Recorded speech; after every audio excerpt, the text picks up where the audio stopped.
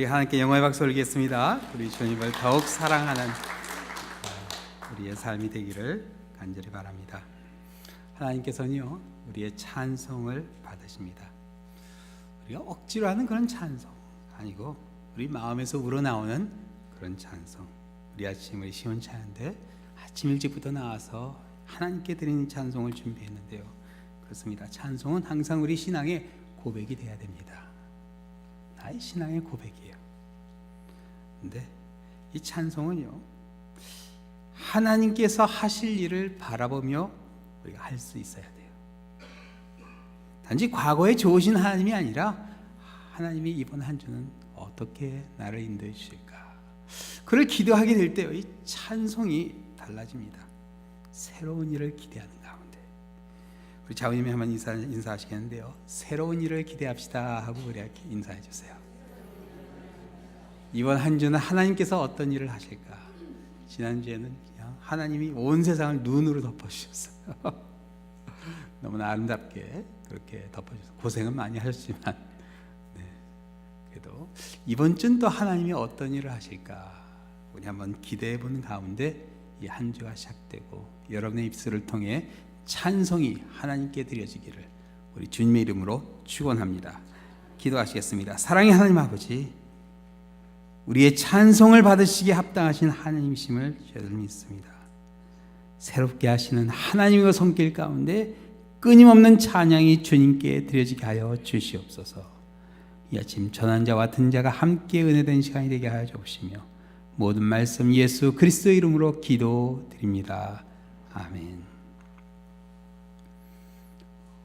오늘 읽으신 이 이사야서의 말씀은 하나님께서 이스라엘 민족으로부터 찬송을 받으셨던 아주 결정적인 사건으로부터 시작이 됩니다. 보면 16, 17절인데요. 한번 다시 보시겠어요? 나 여호와가 이같이 말하노라. 바다 가운데 길을, 큰 물 가운데 지름길을 내고 병거와 말과 군대 용사를 이끌어내어 그들이 일시에 엎드려져 일어나지 못하고 소멸하기를 꺼져가는 등불 같게 하였느니라. 하나님께서 어떤 사건을 이야기하시는 거죠? 이건 아주 먼 옛날 이스라엘 민족이 애굽에서 나올 때 있었던 사건이죠. 그들은 애굽에서의 노예 생활을 했던 사람들이었습니다.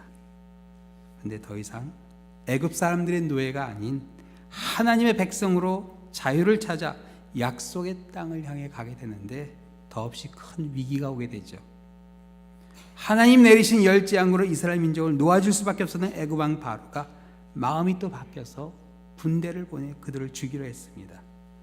당시 홍해 앞에 도착했던 이스라엘 민족은 진퇴양난의 어려움에 빠지게 됩니다. 그런데 하나님께서 놀라운 일을 하시죠.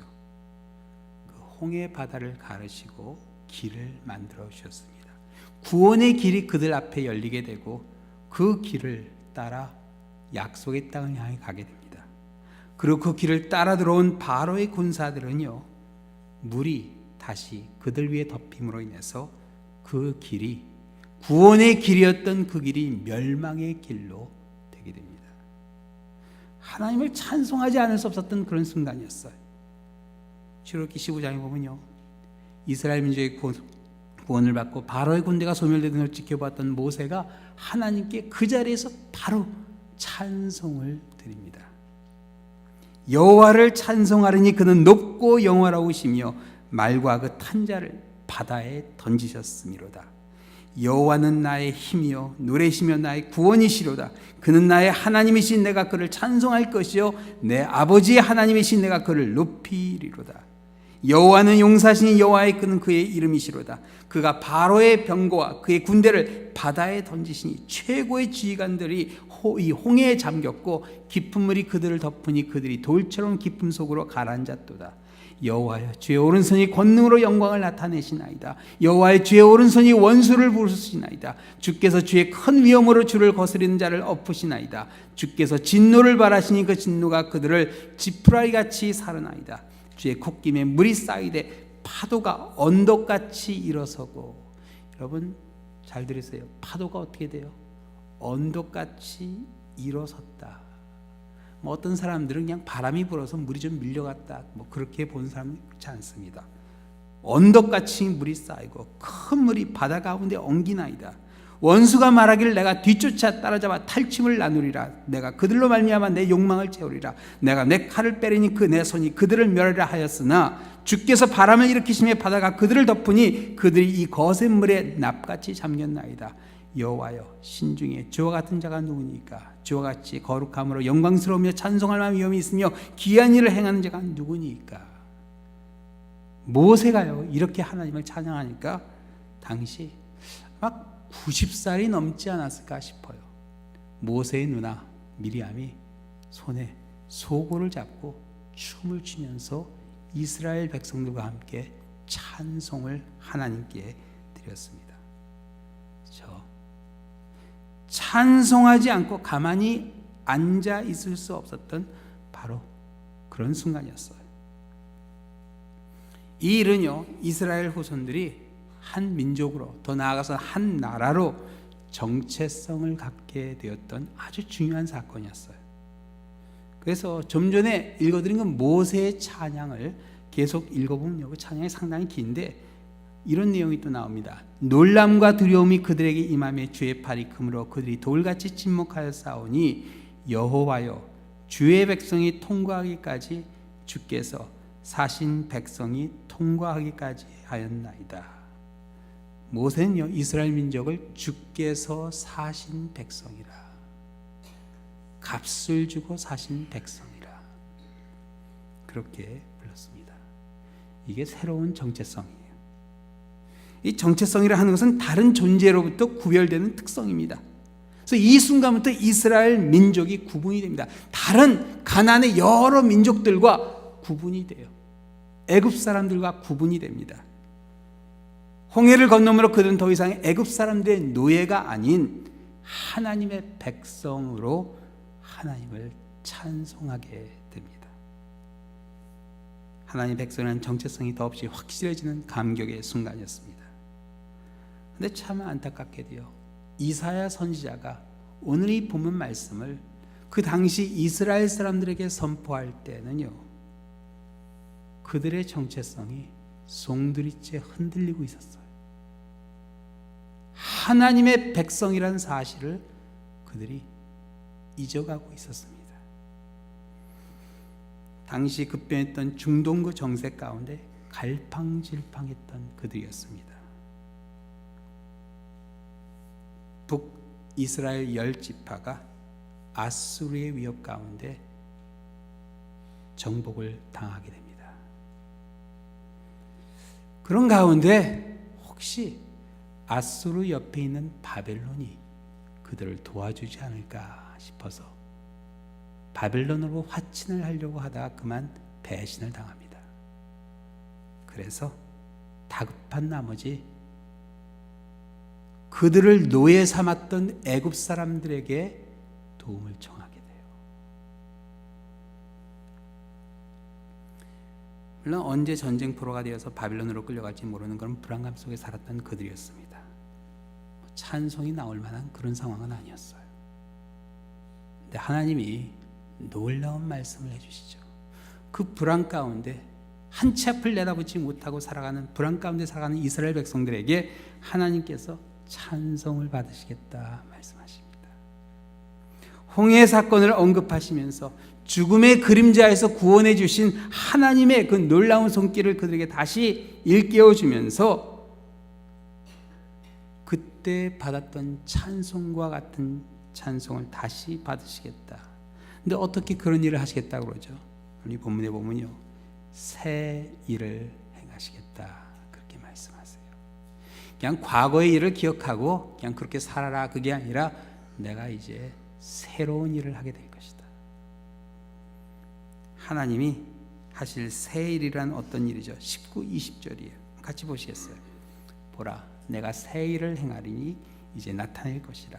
너희가 그것을 알지 못하겠느냐? 반드시 내가 광야의 길을, 사막의 강을 내리니 장차 들짐승 곧 승냥이와 타조도 나를 존경할 것은 내가 광야의 물을, 사막의 강들을 내어 내 백성 내가 택한 자에게 마시게 할 것임이라. 이게 도대체 어떤 일을 하시겠다는 거죠? 이스라엘 민족이 그렇게 두려워했던, 포로가 되어서 끌려갈 그 광야길, 사막길. 사실 물이 없는 광야와 사막길은 죽음의 길이었습니다. 여러분, 체로키 인디안이라고 아시죠? 그 사람들이 사실 우리 이 동네에 살던 사람들이에요. 근데 그들이 저쪽 서쪽으로 다 끌려가게 되죠. 한 16,000명 이주했는데 그 이주했던 그 길을 Trail of Tears라고 합니다. 눈물의 길이라. 한 6,000명이 넘게 죽었습니다. 가는 길에. 그런 거예요. 끌려가는 길이라. 그냥 죽이겠다는 일이죠. 근데 하나님이 어떤 일을 하세요? 그들이 그렇게 두려웠던 바벨론에 끌려가면 우리는 죽을 것이다. 그렇게 생각했는데 그 길을, 그 광야에 길을 만들어 주시고 물을 주시겠다. 생명을 보존해 주시겠다는 약속입니다. 죽음에서 구원해 주시겠다는 약속이에요. 그렇습니다. 세상 모든 군대를 다 모아놔도 모든 돈을 다 가지고도 죽어간 사람 하나 살리지 못합니다. 죽음 앞에서처럼 무능해지는 인간의 무능함이 확인된 순간이 또 없습니다. 그런데 하나님이 죽음의 권세를 몰아내고 그들을 살려주시고 그들의 찬송을 받으시겠다 말씀하세요. 하나님께서는요, 오늘 이 본문을 선포한 이사야 선지자 외에도 우리가 잘 아는 스바냐 선지자, 예레미야 선지자, 나훔, 호세아와 같은 선지자들을 이스라엘에게 보내주셨어요. 근데 그들은 결국 하나님의 음성에 귀를 기울이지 못하고 결국 바벨론에게 정복을 당합니다. 그리고 포로가 되어 끌려가게 되죠. 다시 돌아오지 못할 것 같은 죽음의 길을 가게 됩니다. 살아 돌아와 희망이 보이지 않는 그런 길이었어요. 그러나 하나님께서요, 예레미야 선지자를 통해서 약속해 주신 70년 후에 그들이 그 길을 다시 돌아오게 되는데 그 포로 생활을 마치고 돌아오는 그 길에 그들이 했던 찬송이 시편 126편에 이렇게 나옵니다. 여호와께서 시온의 포로를 돌려 보내실 때 우리는 꿈꾸는 것 같았도다. 그때 우리 입에는 웃음이 가득하고 우리 혀에는 찬양이 찼었도다. 그때 문나라 가운데 말하기를 여호와께서 그들을 위하여 큰 일을 행하셨다 하였도다. 여호와께서 우리를 위하여 큰 일을 행하셨으니 우리는 기쁘도다. 여호와여, 우리의 포로를 남방신을 같이 돌려보내소서. 눈물을 흘리며 씨 뿌리는 자는 기쁨으로 거두리로다. 울며 씨를 뿌려 나간 자는 반드시 기쁨으로 그 곡식단을 가지고 돌아오리라. 영원할 것 같았던 바빌론 제국이 망하리라 누가 생각이나 했겠습니까? 그리고 바빌론 제국을 정복한 페르시아가 그들을 고향으로 돌려보낼 줄 누가 상상이나 했겠어요? 하나님이 하셨던 새로운 일이었어요. 근데 하나님이 이런 새로운 일들을 하시는데 문제는 우리들입니다. 사람은요, 이 새로운 것에 대한 두려움이 있어요. 우리나라 옛말에 구간이 명간이라 그런 말도 있죠. 익숙한 것을 좋아합니다. 근데 여러분, 하나님은요, 새로운 일을 하시는 하나님이라는 사실을 기억하셔야 돼요. 2018년도를 바라보면서 2017년도를 생각하시면 안 돼요. 작년에 했던 것처럼 금년에도 이렇게 했겠지. 지난 44년 동안 했던 것처럼 금년도 이렇게 되겠지. 그게 아닙니다. 금년엔 또 어떤 새로운 일을 하실까? 그 기대가 있어야 돼요. 하나님이 하시는 새로운 일을 기대하며 살아가기 위해 우리가 해야 할 일이 오늘 본문 18절에 이렇게 나와요. 같이 한번 읽겠습니다. 본문 18절이에요. 너희는 이전 일을 기억하지 말며 옛전 일을 생각하지 말라. 새로운 일을 기억하게 하시기 위해서 하나님께서 어떤 일을 기억하지 말라고 그러세요? 이전 일을, 홍해를 가르시는 그 놀라운 사건도 잊어버리라고 합니다. 생각하지 말라고 그래요. 과거에 있었던 일 잊어버리라고 합니다. 이전 것을 잃어버려야, 옛적 일을 생각하지 말아야 새로운 것이 보이기 시작합니다. 사도 바울이 빌립보서에 보면 이런 고백을 해요. 내가 그리스도와 함께 부활의 권능과 그 고난의 참여함을 알려하여 그의 죽으심을 본받아 어찌하든지 죽은 자 가운데서 부활에 이르려 하노니 내가 이미 얻었다함도 아니요 온전히 이루었다함도 아니라 오직 내가 그리스도 예수께 잡힌 바 된 그것을 잡으려고 쫓아가노라. 형제들아, 나는 아직 내가 잡은 줄로 여기지 아니하고 오직 한 일, 즉 뒤에 있는 것은 잊어버리고 앞에 있는 것을 잡으려고 표대를 향하여 그리스도 예수 안에서 하나님이 위에서 부르신 부름의 상을 위하여 쫓아가노라. 이 고백은요, 사도 바울이 신앙생활을 처음 시작하면, 예수님 믿고 영접하고 처음 신앙생활을 시작하며 했던 고백이 아니에요. 그의 사역을 맞춰가며 생을 맞춰가며 했던 고백입니다. 내가 그리스도의 구원에 참여해요. 교회도 세울만치 세워놓고 하나님을 위해서, 예수님 위해서 고생도 할만치 했고 일도 할만치 했으니까 이제 뒷전에 물러가서 부활을 조용히 기다리겠다 하지 않았습니다. 부르심의 상을 위하여 쫓아간다. 여러분, 상을 받기 위해서는요, 그냥 적당히 해서는 어림도 없습니다. 아무리 우스워 보이는 상이라도 최선을 다해야 돼요. 상을 받으려는 열정으로 마지막까지 최선을 다하겠다. 바울은 이렇게 고백합니다. 근데 그 표대를 향해 가기 위해 무엇을 하겠다고 그래요? 뒤에 있는 것은 잊어버리겠다. 과거에 했던 일은 다 잊어버리겠다고 얘기합니다. 오늘 본문에 나오는 말씀이죠. 우리 신앙이 성장하는데 가장 방해하는 것은요, 실제로 과거에 우리가 잘했던 것들입니다. 그거의 미련을 못 버립니다. 과거에 잘했던 것. 하나님이 하신 새로운 일을 경험해야 합니다. 이걸 경험하지 못하면요, 우리가 하나님의 백성이라는 사실을 잊어버리게 돼요. 그래서 베드로전서 2장 9절 10절에 보면 이런 말씀이 나옵니다. 너희는 택하신 족속이요 왕같은 제사장들이요 거룩한 나라요 그의 소유된 백성이니 이는 너희를 어두운 데서 불러내어 그의 기이한 빛에 들어가 계시니 아름다운 덕을 선포하게 하려 함이라. 너희가 전에는 백성이 아니더니 이제는 하나님의 백성이요 전에는 긍휼을 얻지 못하였더니 이제는 긍휼을 얻은 자니라. 애굽의 노예였던 이스라엘 민족을 사신 하나님께서 이제 죄의 노예였던 우리를 아들의 피로 사셨습니다. 자유하게 해주시기 위해서.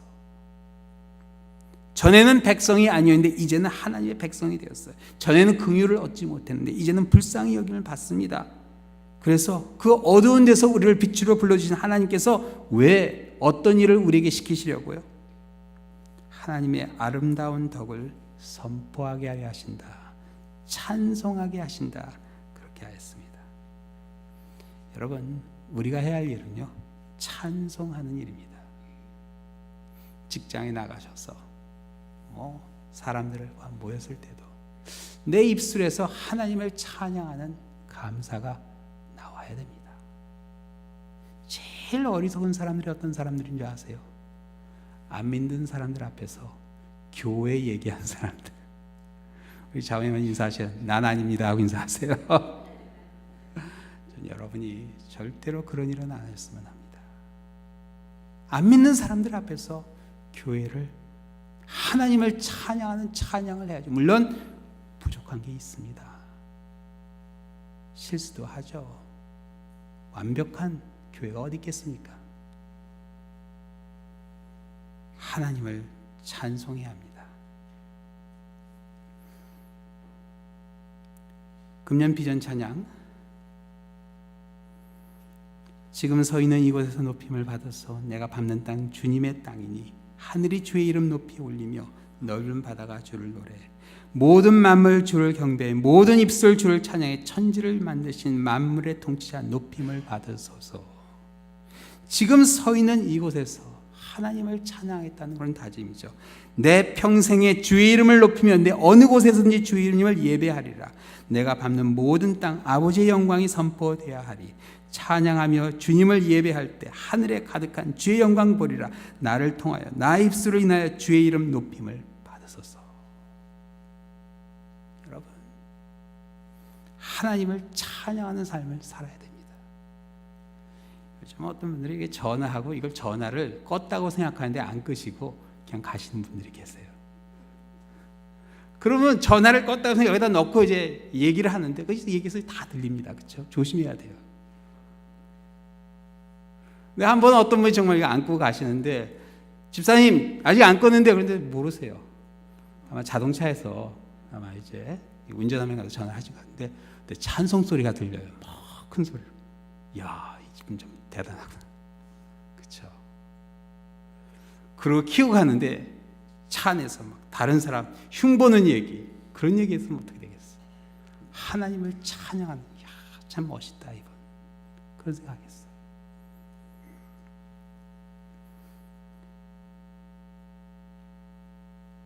이 비전 찬양 지은 이곤희 찬양사역자는요, 인도를 횡단하며 하나님을 찬양했습니다. 해발 8.86m 에베레스트산 그 베이스 캠프까지 올라가서 찬양했어요. 내가 서 있는 이 자리에서. 그렇죠? 우리 설교 후에 찬송가 389장 우리 부르시는데 그 찬송 가사가 이렇습니다. 내게로 오라 하신 주님의 말씀 따라 나와서 내 몸과 마음을 주께 드리니 주여 받아주소서. 내 뜻과 정성 모두 주 예수 따라 가오니 내 갈 길 인도하여 주소서. 오 나의 주시여. 여러분 찬송하실 때 정말 내가 이 찬송을 부를 수 있는가 한번 생각해 보시기 바랍니다. 내 갈 길 인도하여 주소서. 오 나의 주시여. 정말 주님이 인도하시는 길로 갈 자신 있으세요?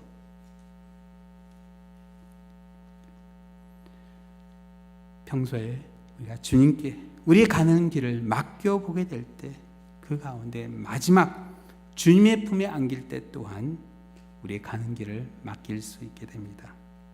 우리의 가는 길을 하나님께 한번 맡겨보는 가운데 새로운 일을 행하시는 하나님을 만나는 역사가 일어납니다. 새로운 일을 행하시는 하나님을 만나는 가운데 하나님께 찬송하시는 여러분의 하루하루가 되시기를 우리 주님의 이름으로 축원합니다. 기도하시겠습니다. 사랑의 하나님 아버지 감사합니다. 우리의 삶 가운데 역사하시는 하나님의 그 놀라운 손길들을 아버지 저희들 기대하게 하여 주셔서 그 순간순간마다 주님을 찬송하게 하여 주시고 주님을 증거하게 하여 주시옵소서.